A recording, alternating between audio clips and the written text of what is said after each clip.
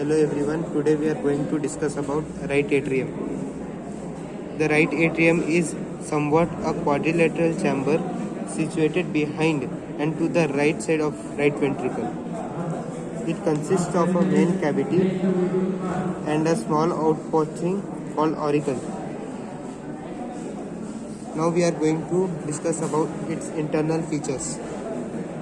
The interior of the right atrium is divided into two parts.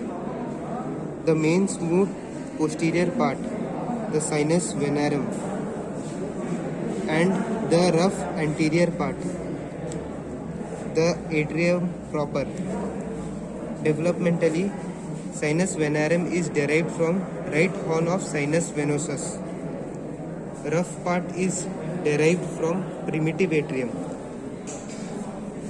The two parts are separated from each other by crista terminalis. Septal wall of right atrium. Developmentally, it is derived from septum primum and septum secundum. Septal wall, when viewed from within the right atrium, presents the following features. Fossa ovalis, a shallow oval saucer-shaped depression in the lower part. It is formed by septum primum. Annulus ovalis or limbus fossa ovalis forms the distinct upper and lateral margin of fossa ovalis. It represents the free edge of septum secundum. Triangle of Koch.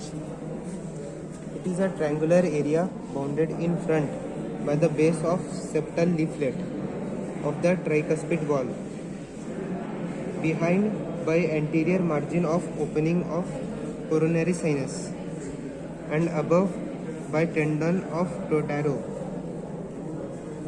A V node lies in this triangle. Openings of the right atrium. Opening of superior vena cava. Superior vena cava opens at the upper end of right atrium. Opening of inferior vena cava. It opens at lower end of right atrium.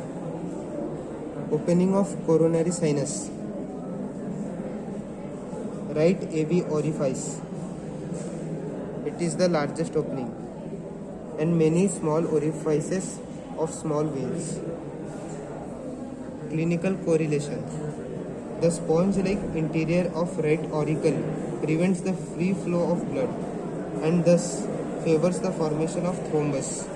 The thrombi may dislodge during auricular fibrillation and may cause pulmonary embolism. Thank you.